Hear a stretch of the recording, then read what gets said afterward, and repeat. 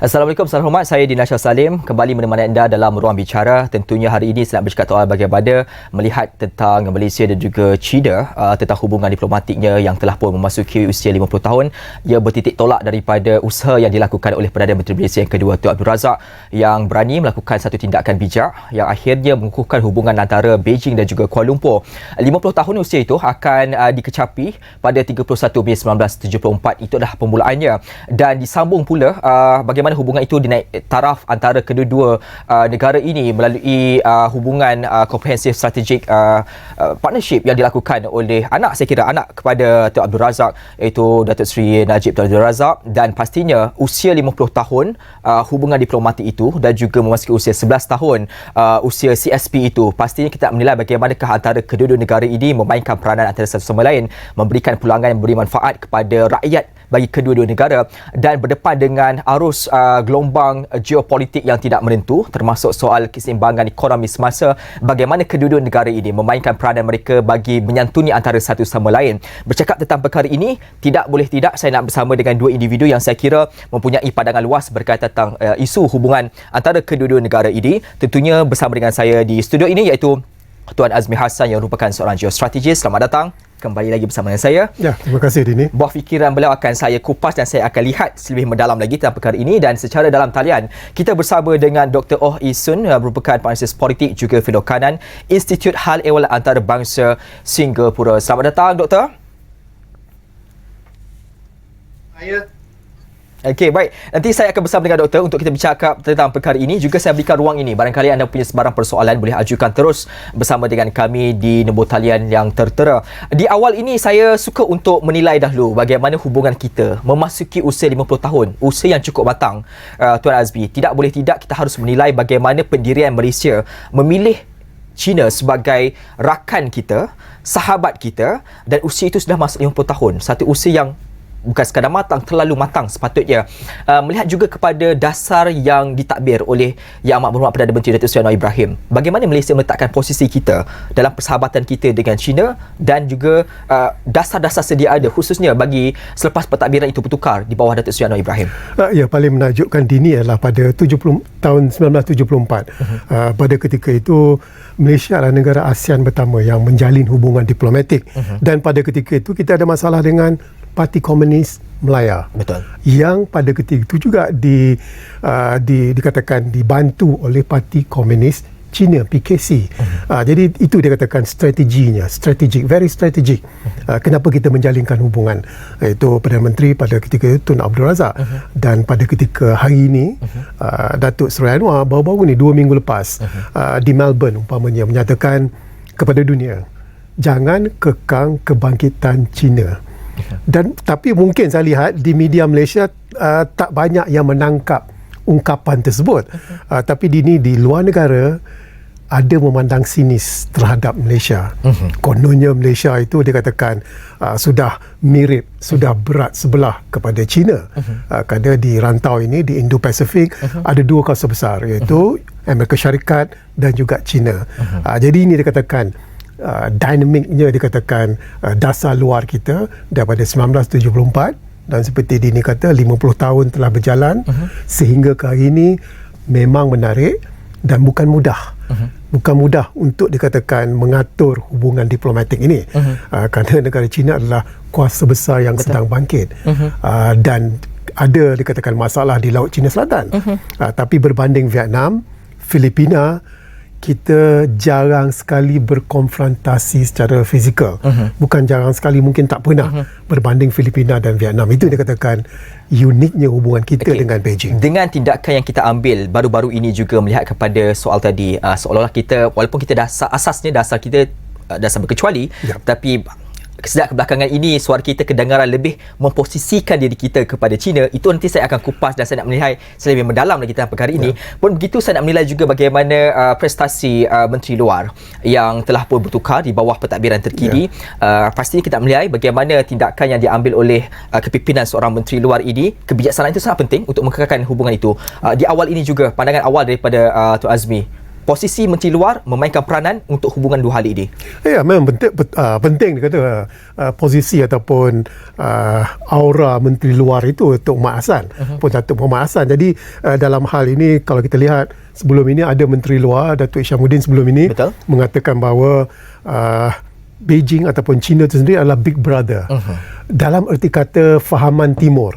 Fahaman Kuala Lumpur dengan Beijing, Big Brother itu adalah berlainan.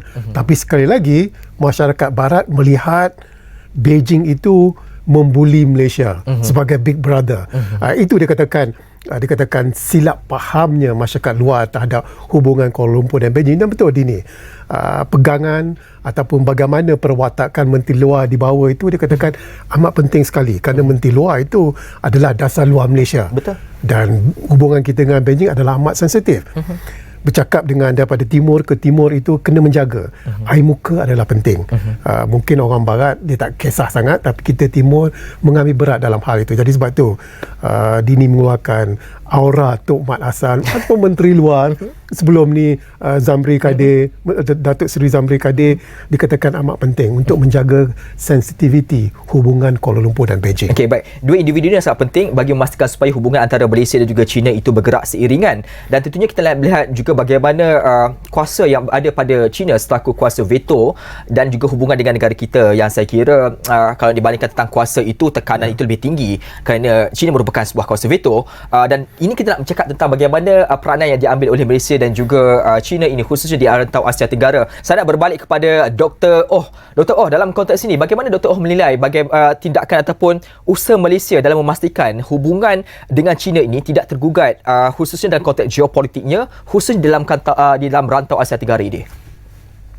Perhubungan dua hala di antara Malaysia dan negara China ini memang sangat rapat dan juga hebat. Jika kita tengok atas perdagangan umpamanya, Malaysia mempunyai negara China sebagai rakan perdagangan yang terbesar sekali. Dan Malaysia pula di dalam kalangan negara-negara ASEAN antaranya selalu menjadi pangkat yang pertama atau kedua yang terpentingnya menjadi rakan perdagangan bagi negara China juga. Dan ASEAN secara umumnya telah pun menjadi rakan perdagangan China yang terbesar sekali. Tetapi juga lagi kita melihat di antara perhubungan di antara rakyat China dan juga rakyat-rakyat Malaysia dalam civil society umpamanya, dalam bidang pendidikan umpamanya. Jadi kita ada ramainya penuntut-penuntut di negara China dan juga ada ramainya penuntut-penuntut negara China di Malaysia ini. Pada semester dahulu saya telah pun membeli pengajaran di Universiti Malaya umpamanya, dan saya pernah lihat keramaian murid-murid ataupun penuntut-penuntut dari negara China. Jadi kedua-dua hala ini kita memang sangat rapat dan setiap negara mesti menitik beratkan faedah-faedah negara yang masing-masing. Jadi bagi sebuah negara seperti Malaysia, jikanya kita adanya jumlah perdagangan yang begitu besar, kita adanya perhubungan atau civil society yang begitu rapat, jadi memang kita akan mendapat memupuk semangat yang sangat rapat di antara negara Malaysia ini dan negara China. Jadi dalam situasi geopolitik sekarang, memang kita tahu bahawa di antara Amerika Syarikat dan negara China ini perhubungan mereka tidak begitu rapat. Jadi kita mesti apabila kita memposisikan negara kita di antara kedua-dua negara yang sangat besar ini, kita mesti menitik beratkan apanya yang membawa faedah kepada negara ini. Umpamanya Perdana Menteri Datuk Seri Anwar pernah bercakap bahawa dasar pandang timur itu tidak sahaja pandang ke negara Jepun ataupun Korea, tetapi ke negara China juga. ada apa-apanya teknologi yang dapat ditransfer di Malaysia umpamanya. Semua ini kita ambil kira.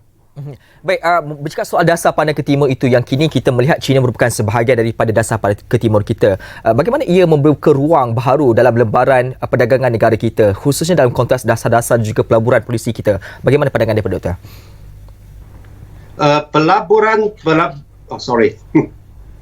Silakan, Doktor. Pelaburan dari negara China ini sekarangnya kita memang harap bahawa mereka adalah mempunyai teknologi yang sangat canggih, umpamanya dalam bidang kereta-kereta elektrik ataupun apa yang dikatakan renewable energy, dan juga apa-apa yang dikatakan yang dapat apa yang dikatakan artificial intelligence dan sebagainya. Bukan sahaja dapat membina kilang-kilang yang akan mengambil sumber manusia yang terlalu intensif dan sebagainya. Itulah apabila kita mempunyai dasar pandang timur yang baru ini, harapan kita adalah mendapatkan teknologi yang lebih canggih dari negara China apabila mereka melabur di Malaysia. Okey, baik. Tentang itu nanti saya akan kupas dalam konteks ekonomi dan juga perdagangan. Tetapi saya nak beralih kembali berkaitan tentang soal hubungan strategik dan juga kita mengimbangkan kekuatan regional di rantau ini. Tuan Azmi, kita sedia maklum bahawasanya dasar yang telah pun kita laksanakan dan kita berpegang di Wisma Putra ini adalah kita melihat tentang dasar satu China yang masih lagi kita perkukuhkan dan kita percaya itulah antara bukti bahawasanya hubungan itu akan dapat kekal. Bagaimana kita melihat dalam konteks ini, ia boleh menguntungkan antara Malaysia dan juga China, dan sejauh manakah dasar ini memberikan impak positif secara langsung khususnya kepada rakyat kebanyakan? Bagaimana pandangan Dr. Dasar satu China tu. Ya, memang dasar itu bila kita jalin hubungan diplomatik dengan China tahun 74, salah satu syaratnya adalah kita mengiktiraf dasar satu China, iaitu, ya betul, Taiwan adalah sebahagian daripada wilayah China. Itu adalah dasar luar kita yang tidak boleh dipertikaikan daripada 1974 hingga sekarang dan tidak pernah berubah. Dan dasar tu, apa yang berlaku di Taiwan itu sangat penting kerana kita dekat dengan Taiwan sebenarnya. Jika berlaku sesuatu dengan Taiwan, kita juga akan terpalit. Dan menjadi masalah lebih besar adalah Amerika Syarikat terlibat secara langsung dalam perkara ini, dalam isu Taiwan ini. Jadi kita mahu Taiwan itu dilihat kekal sebagai status quo, apa yang ada pada ketika ini, iaitu One China policy, Taiwan sebahagian daripada wilayah, tapi kita tak nak usik. Dikatakan perimbangan kuasa itu sama juga dengan hal Laut Cina Selatan. Kita mahu kekalkan status quo, kita mahu kekalkan keamanan di rantau Indo-Pasifik ini. Okey, kita sebenarnya di Asia Tenggara ini, Malaysia dilihat sebagai antara negara yang memainkan peranan penting untuk mengkoordinasi dan meditasi antara negara-negara Asia Tenggara. Itu dilihat bagaimana permainan yang harus dilaksanakan oleh Malaysia dan kita mengambil jalan tersebut.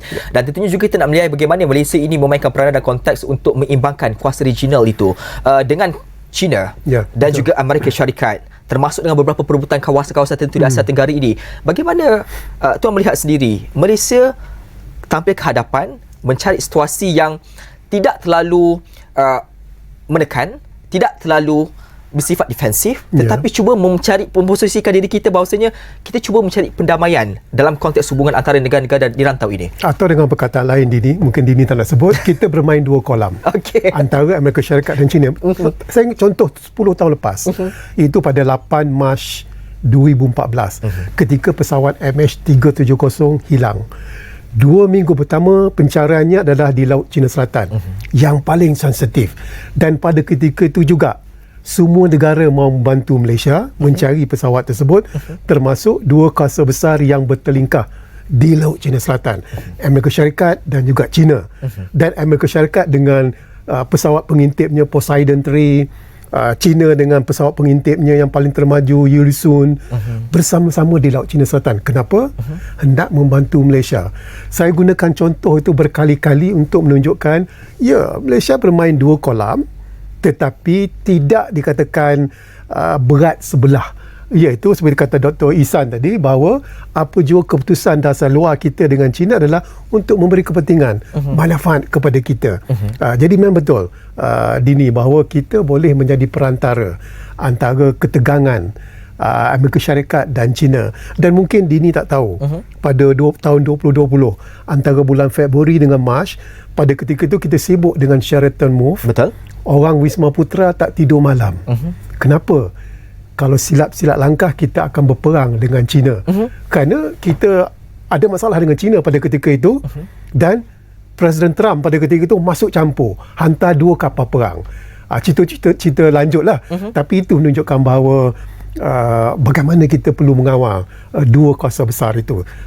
Jangan seperti kita jadi Filipina ataupun Vietnam, mereka berat sebelah kepada Amerika Syarikat. Kita tak mahu itu. Jadi bagi saya, Dini, main 2 kolam pun main 2 kolam lah. Tak mengapa. Okey, kerana hal ini harus saya nak perincikan lebih mendalam lagi, apatah lagi apabila sejak kebelakangan ini beberapa perkataan ataupun kenyataan dikeluarkan oleh Perdana Menteri itu seperti yang disebut di awal tadi itu, bahawasanya jangan mengekang China daripada terus dipertingkatkan dan naik. Itu dinyatakan jelas dan ianya dijadikan sebagai tumpuan oleh negara-negara barat. Dan ia merisaukan kita apabila khusus di kawasan Amerika Syarikat dan juga Eropah menilai kenyataan-kenyataan dikeluarkan oleh Perdana Menteri selalu pemimpin di Malaysia itu seolah-olah sudah mula tunjuk keadaan berat sebelah. Bagaimana pandangan daripada Dr. Dalam konteks ini? Kita nak meimbangkan, dalam masa yang sama, dasar itu jelas, kita adalah berkecuali. Tetapi melihat kepada tindak tanduk dan kenyataan kita, adakah benar kita mengamalkan dasar berkecuali? Apatah lagi melibatkan 2 kuasa veto ini, Doktor? Yang kenyataan-kenyataan tersebut dibuat oleh Perdana Menteri dalam lawatan beliau ke Australia dan juga ke Germany baru-baru ini.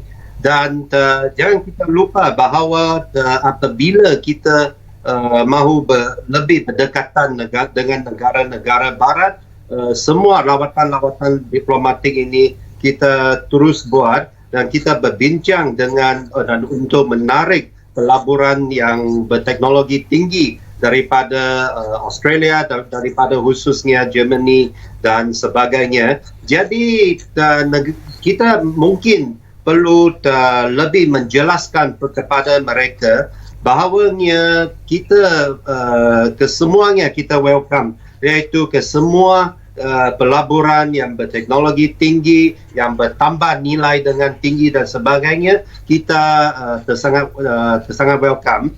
Dan apabila adanya kebanyakan pelaburan tersebut ataupun perdagangan tersebut datang daripada negara China, jadi apa boleh kita buat? Kita tidak boleh menolak mereka dan sengaja untuk menyebelahi dengan negara-negara barat. Jadi kita mesti menjelaskan kepada mereka bahawa kita juga sanggup menyambut pelaburan-pelaburan yang sedemikian daripada umpamanya negara Germany. Tetapi kalau mereka tidak akan datang dan pelaburan tersebut datang dari negara China, jadi kita mesti juga membuka hati untuk menyambut pelaburan tersebut. Ini sebagai satu contoh apabila kita boleh menjelaskan posisi kita ataupun kedudukan kita. Bukannya kita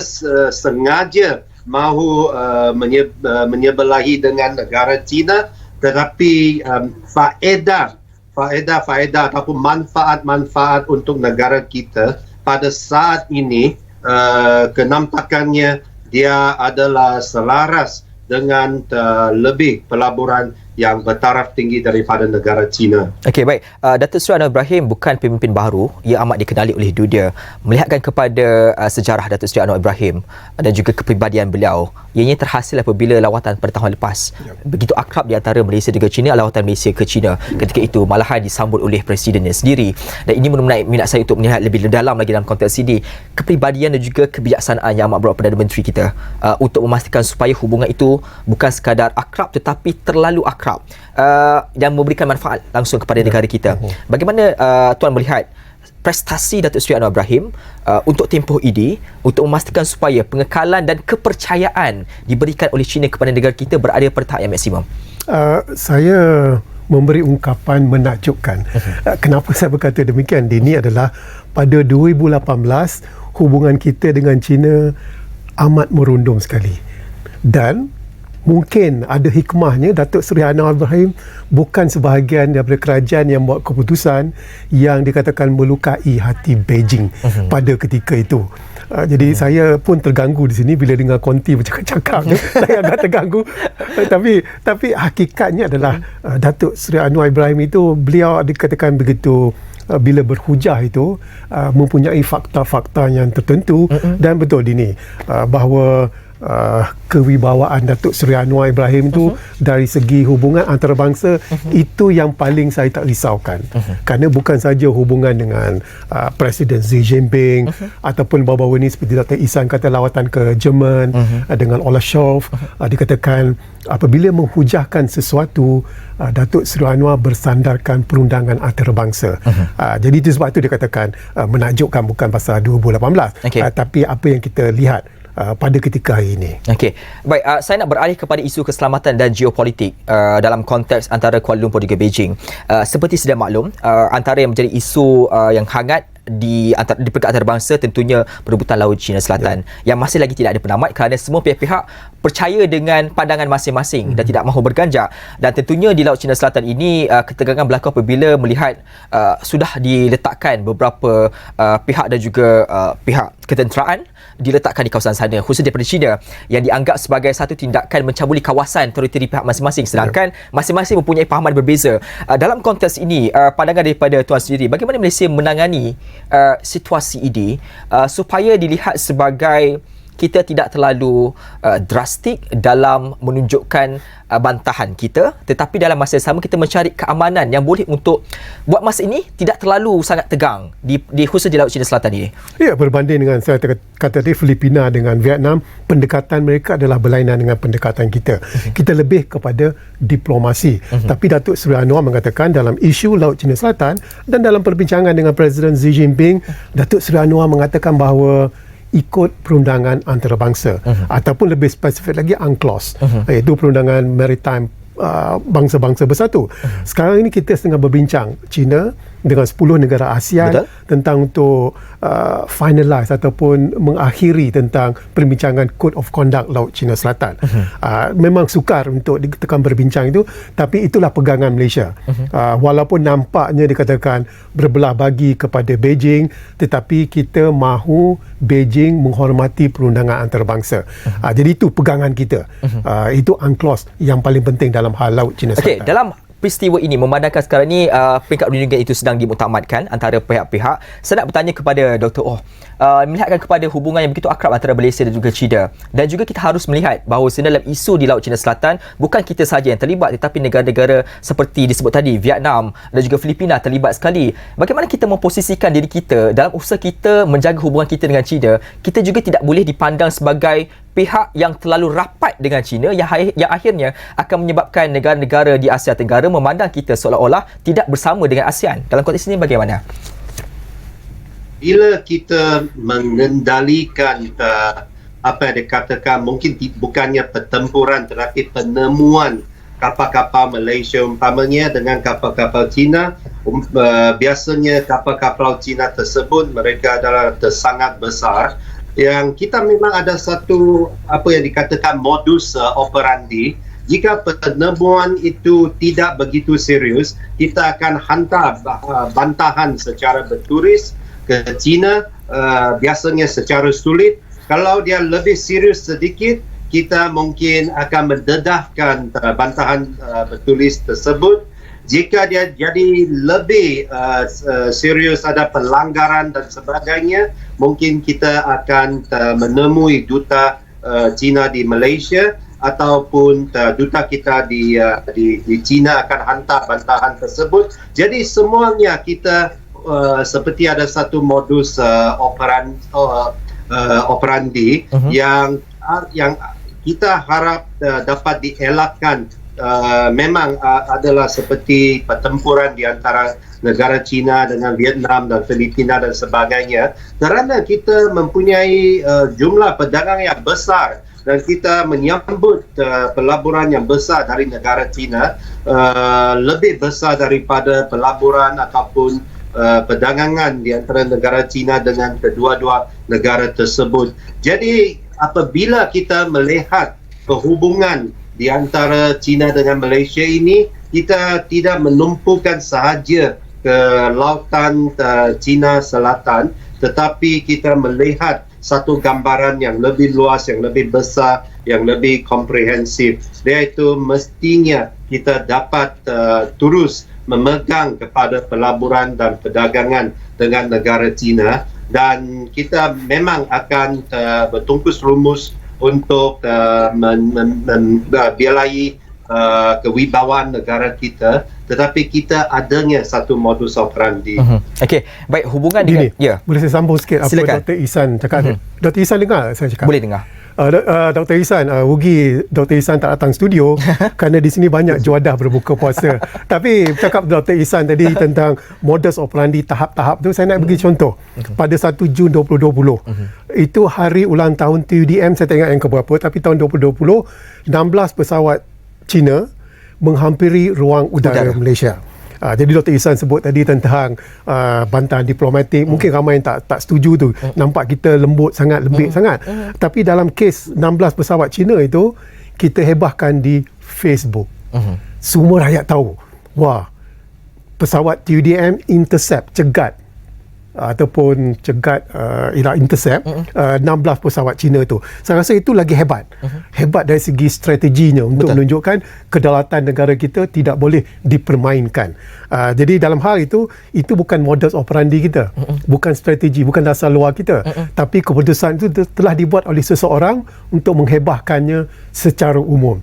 Dan saya tabik hormat kepada orang tu, dan saya tahu siapa orang tu, dan orang tu pun dah bersara.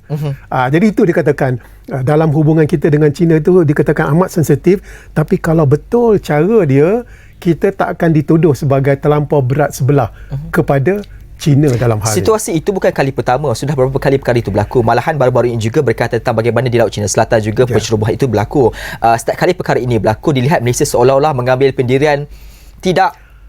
Dan sebab itu saya katakan tentang 16 pesawat Cina itu strategi yang digunakan adalah dikatakan bukan ikut protokol.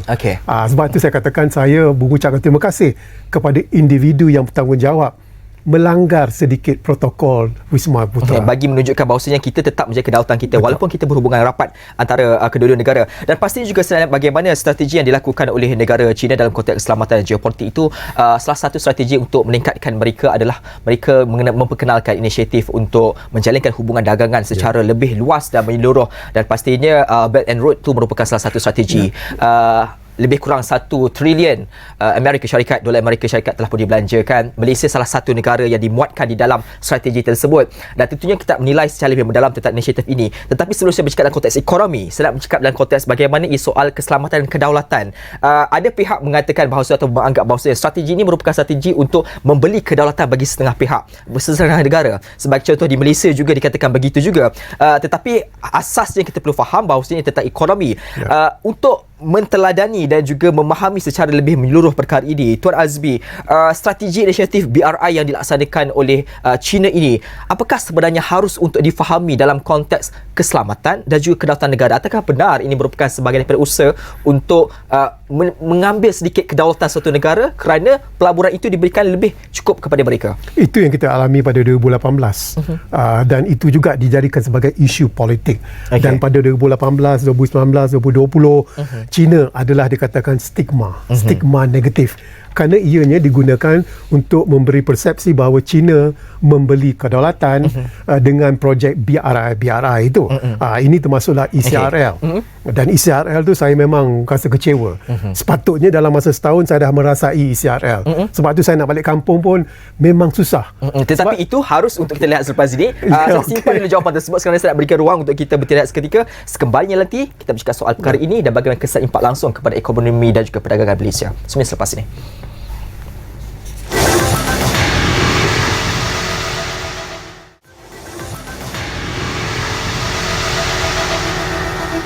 yang Tuan Azmi sebut sebentar tadi, 2018 tahun yang barangkali harus kita pelincikan lebih mendalam lagi. Inisiatif BRI itu telah wujud ketika itu, dan sepatutnya kita sudah pun menerima manfaat lebih awal barangkali. Betul. Tetapi itu tidak berlaku. Teruskan dengan pandangan itu. Ya, itu saya kecewanya kerana isu itu dijadikan isu politik. Dan kita termakan dengan isu tersebut. Jadi sebab itu dikatakan ada hikmah Datuk Seri Anwar Ibrahim tidak termasuk dalam dikatakan membuat keputusan tentang projek-projek BRI. Sekarang ni Beijing pada ketika itu terluka hati mereka, dan kita perlu ingat Beijing ya kuasa besar, tapi mereka juga orang timur, mereka juga ada air muka walaupun sebuah kuasa besar.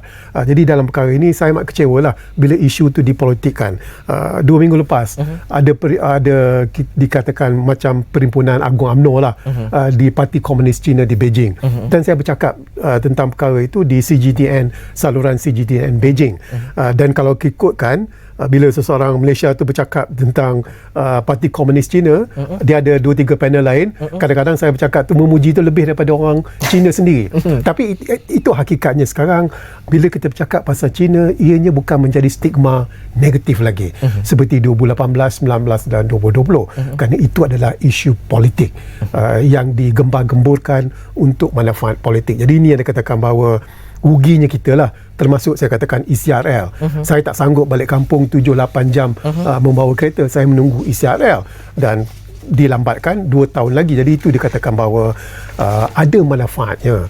Macam BRL, Dini kata tadi, selalu dibandingkan dengan Sri Lanka. Ya, Sri Lanka, China menggunakan BRL untuk dikatakan mengawal Sri Lanka. Tapi kita bukan Sri Lanka. Kita berbeza. Kita mampu membayar hutangnya, dan kita berhutang kalau kita mampu membayarnya. Itu bezanya BRL sama ada di Sri Lanka ataupun di Malaysia. Dan juga Woosh. Woosh adalah keretapi laju Singapura, dan itu adalah keretapi laju Indonesia, dan itu adalah salah satu projek BRI juga.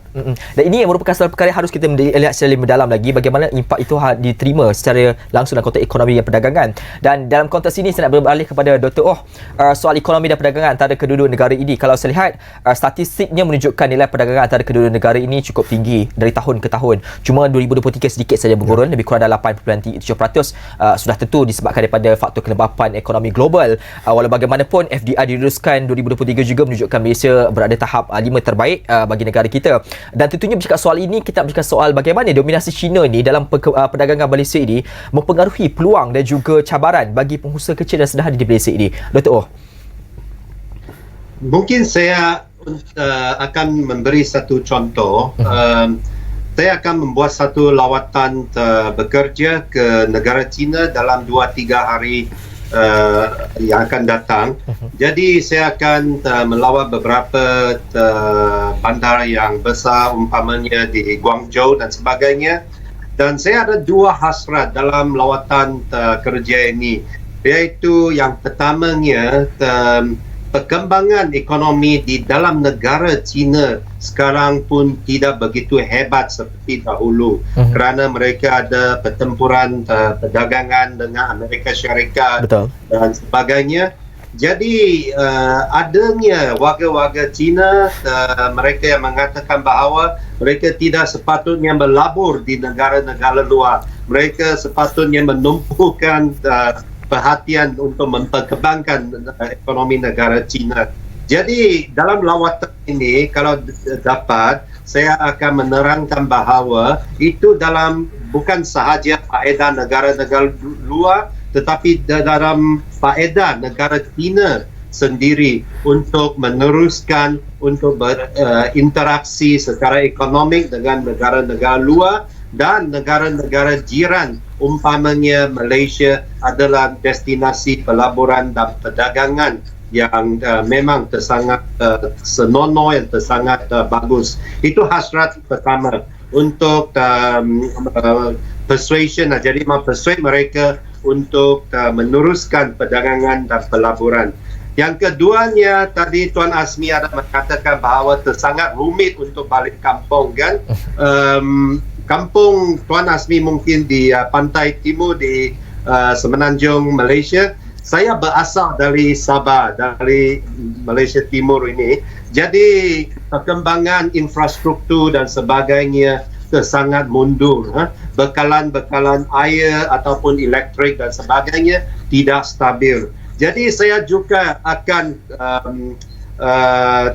try to persuade warga-warga Cina tersebut untuk melabur bukan sahaja di Semenanjung tetapi di Sabah dan Sarawak juga. Jadi kita berharap bahawa pelaburan dan perdagangan mereka dengan Malaysia ini dapat seimbang juga dan membawa sedikit kemajuan ke Malaysia Timur juga. Dr. Oh, dalam konteks ini, dalam usaha kita untuk meningkatkan pelaburan khususnya daripada negara China ke negara kita, pastinya kita nak melihat juga bagaimana strategi yang digunakan. Projek-projek khususnya di bawah BRI yang dilaksanakan di Malaysia oleh China ini secara tidak langsung, tidak boleh tidak kita nafikan, menarik tenaga kerja asing juga datang ke negara kita. Dalam masa yang sama, dasar yang diletakkan oleh negara kita adalah mewujudkan peluang pekerjaan baru lebih banyak. Dua perkara ini harus untuk diseimbangkan. Justru pandangan daripada Dr. Oh, bagaimana kerajaan harus mencari titik tengah bagi memastikan supaya wujud peluang pekerjaan baru yang diberikan kepada masyarakat setempat. Dalam masa yang sama juga, kita membawa masuk tenaga luar ini untuk berkongsi kepakaran yang akhirnya memberikan situasi menang-menang kepada pihak-pihak dan juga kepercayaan antara satu sama lain.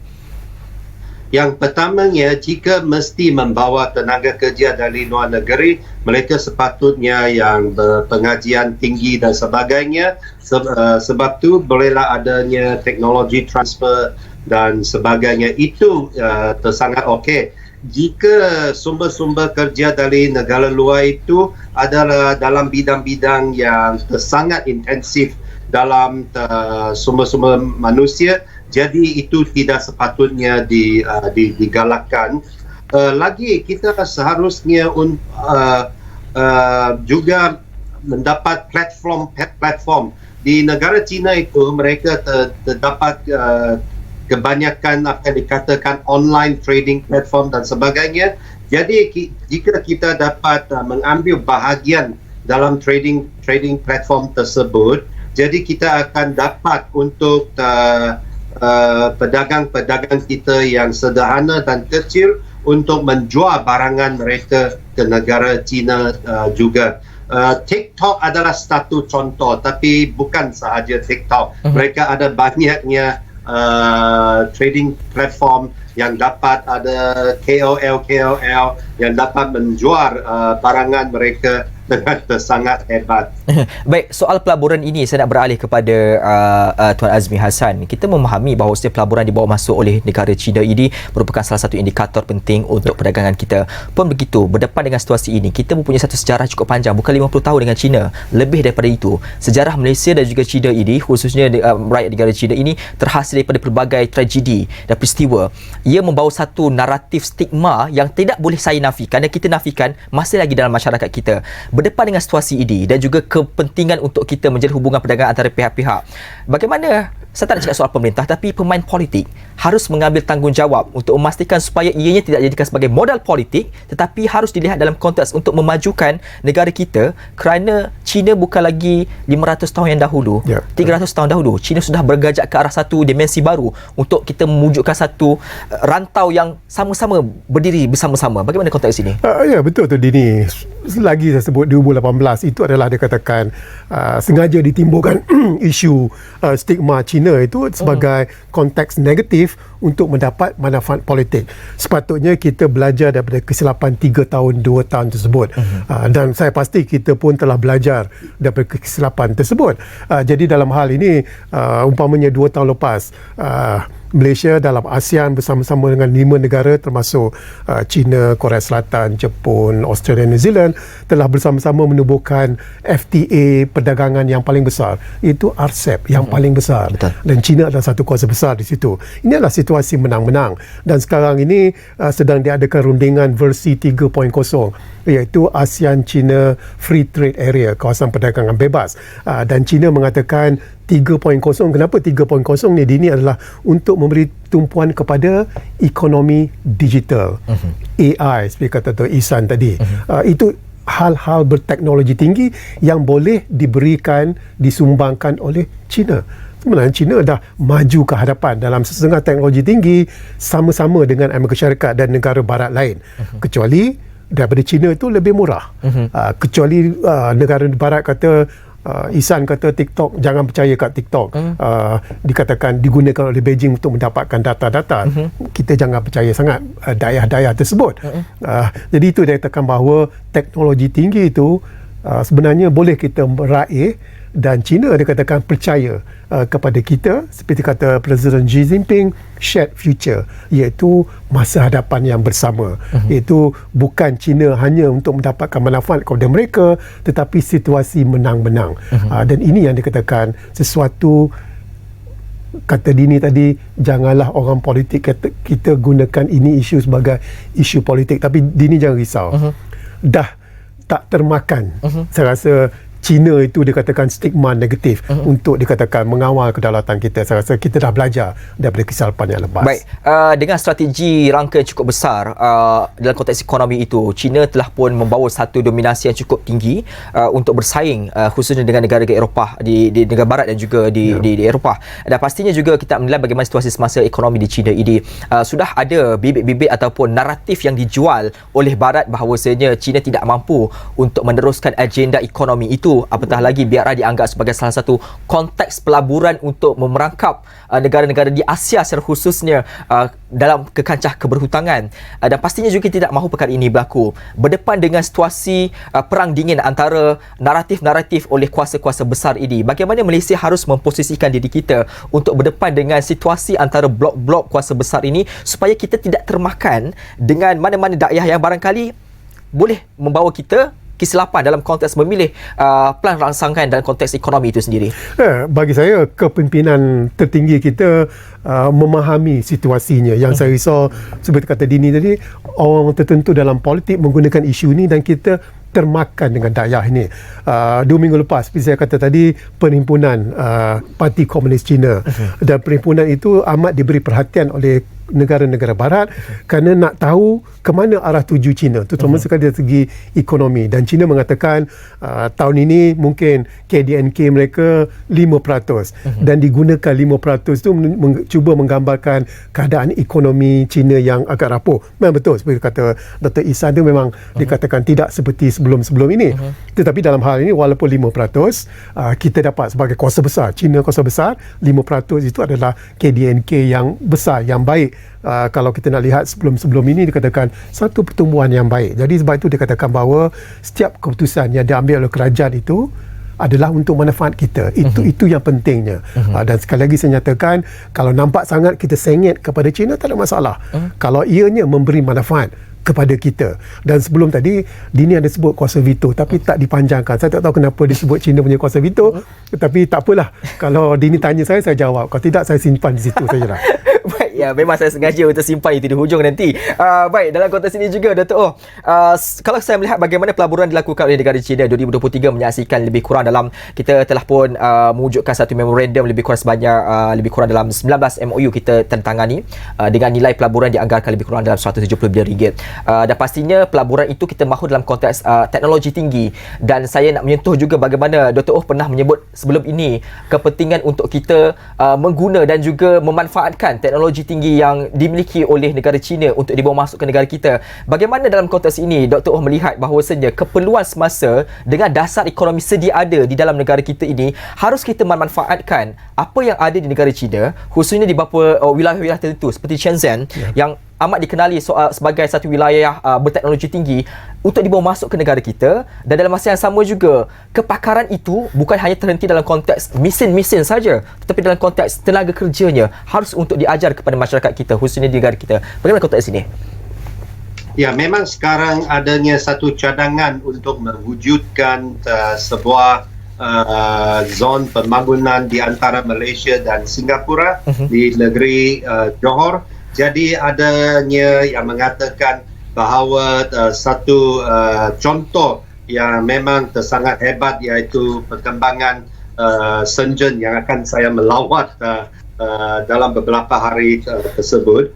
Jadi jika kita melihat contoh di antara Shenzhen dengan Hong Kong dan sebagainya, jika kita dapat bekerjasama dengan hebat di antara Malaysia dan Singapura, dan kita jika mendapat penolongan ataupun bantuan teknologi tinggi umpamanya dari negara China, tetapi kita tidak menghadkan yang pelaburan itu daripada China sahaja. Jika adanya dari Germany, adanya dari Amerika Syarikat dan sebagainya, kita juga sambut dengan tangan dan dada yang terbuka. Jadi yang penting mungkin juga adalah apa yang dikatakan semangat kerja. Jika kita melihat dasar pandang timur dan sebagainya, adanya Jepun, adanya Korea Selatan dan sekarang adanya negara China, yang kita mahu mencontohi daripada negara tersebut juga adalah semangat entrepreneurial daripada mereka, semangat bekerja dengan keras daripada mereka dan sebagainya. Itulah mungkinnya ramuan-ramuan yang kita berkurangan di negara ini. Jika saya boleh jujur untuk bercakap, jika kita lebih lagi bertungkus lumus, jika kita lebih lagi memegang teknologi tinggi dan menginkorporasikan teknologi tinggi tersebut dalam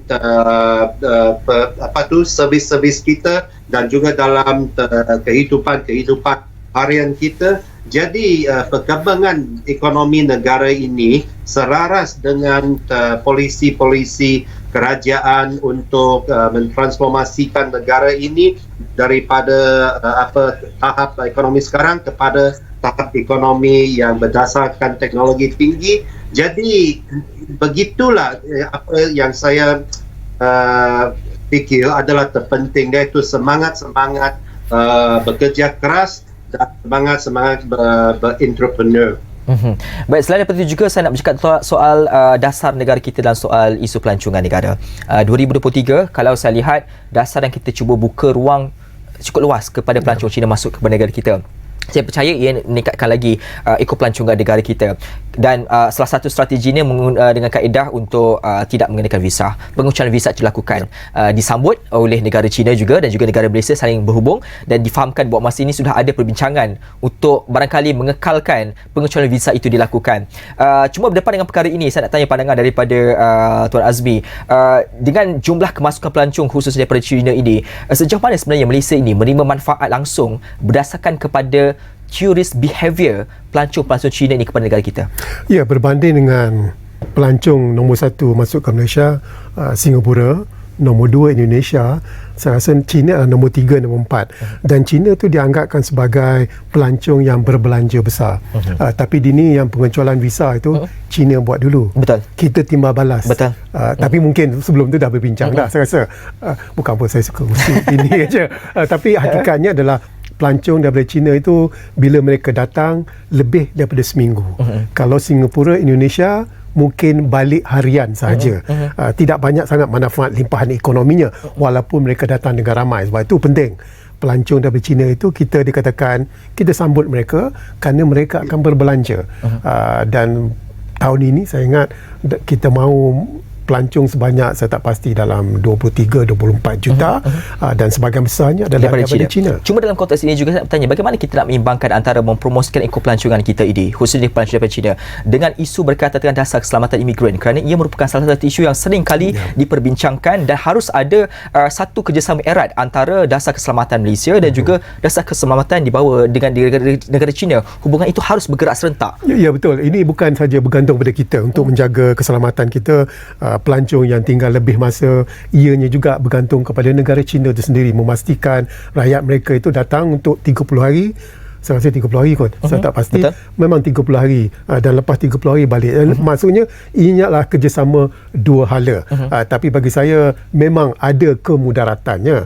Tetapi seperti GPS satellite lah. Memang ada kemudaratannya tetapi manfaatnya melebihi daripada kemudaratan. Jadi bagi saya itu adalah strategi baik untuk menarik pelancong daripada China. Baik, kedua-duanya Dr. Oh dan juga Tuan Azmi, kita sudah berada perbincangan rancangan dan saya nak bertanya soalan akhir kepada kedua-duanya. Kita mahu supaya hubungan antara Malaysia dengan China itu dilihat sebagai satu usaha yang berterusan yang bermanfaat kepada kedua-duanya di samping kita sedang memastikan supaya ada wujud keseimbangan kuasa antara di dalam Asia Tenggara dan juga di peringkat kuasa dunia. Untuk itu bergerak ke terhadapan dan juga cabaran semasa soal geopolitik dan juga tekanan-tekanan yang sedang berlaku di peringkat antarabangsa. bagaimana Malaysia harus meletakkan posisinya? Adakah kita harus bergerak seperti apa kita lakukan sekarang, ataupun ada ruang lagi yang harus kita cari supaya Malaysia dianggap sebagai, bukan sebagai sebuah negara yang boleh untuk hari ini ambil, esok buang. Hari ini ambil, esok buang. Ini perkara penting harus kita lihat kerana ini terkait soal kedaulatan negara. Barangkali saya boleh mulakan dulu sikit saja ringkas daripada Dr. Oh.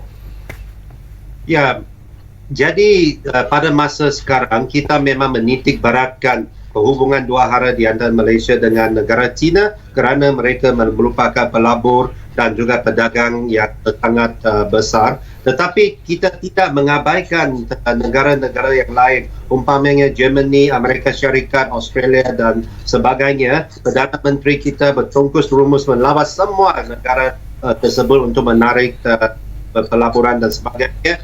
Jadi yang juga penting iaitu perhubungan dua hal itu mestilah perhubungan yang setara. Kita menghormati negara China dan negara China juga menghormati kita. Jika kitanya akan dikatakan perhubungan tersebut jadi tidak seimbang, kita boleh berkawan dengan lebih banyak atau negara-negara lain dan untuk seimbangkan perhubungan tersebut lagi. Jadi Malaysia ini merupakan sebuah negara yang mempraktiskan diplomasi dengan sangat matang. Jadi kebatangan tersebut akan memajukan negara kita ke depan. Okey, baik. Bagaimana pandangan daripada Tuan Azmi? 60 saat. China ada kuasa veto di Majlis Keselamatan. Betul. Dan China adalah pro-Palestin. Ada ruang lagi bagaimana kita nak menggunakan China sebagai kuasa besar di Majlis Keselamatan, bukan untuk kepentingan kita, tapi untuk kepentingan Palestin. Dan 2 hari lepas, Rusia dan China veto resolusi Amerika Syarikat. Tok Mak Hassan tak berapa setuju tentang tiada kelulusan dalam resolusi itu. Tapi saya faham kenapa Rusia dan China veto resolusi tersebut. Dan Malaysia itu dikatakan ada ruang untuk bagaimana menggunakan China untuk memberi manfaat kepada Palestin. Jadi itu dikatakan kata-kata akhir daripada saya. Baik, saya kira hubungan antara Malaysia dan juga China merupakan satu hubungan yang harus untuk dijalinkan terus, memandangkan China seperti semaklum antara kuasa besar yang barangkali harus untuk kita manfaatkan untuk kepentingan dan juga manfaat daripada rakyat Malaysia. Terima kasih diucapkan kepada Tuan Azmi Hassan, geostrategis, dan juga Dr. Oh Ihsan merupakan penanalisis politik juga fellow kanan Institut Hal Ehwal Antarabangsa Singapura. Dan pastinya kita nak nantikan juga bagaimanakah strategi yang akan digunakan Wisma Putra khususnya untuk memeterai dan mengimbangkan kuasa-kuasa yang ada di seantero dunia ini. Pastinya kita harus memposisikan diri kita kepada satu tempat ataupun peningkatan penstabil antara pihak-pihak yang terlibat, dan akhirnya juga tentu sekali apa jua keputusan dilakukan oleh negara kita tidak dan tidak bukan haruslah meletakkan manfaat bagi rakyat secara keseluruhannya dan sikit sebanyak membantu untuk meningkatkan taraf hidup rakyat. Dan kita harapkan agar hubungan ini akan terus terjalin dengan baik kerana lebih banyak kita berkawan, lebih banyak kita bersahabat, lebih banyak pertolongan dapat kita nikmati pada esok ataupun lusa nanti. Terima kasih kerana bersama dengan saya Dina Shah Salim. Saya Dina Shah Salim. Assalamualaikum. Selamat tinggal.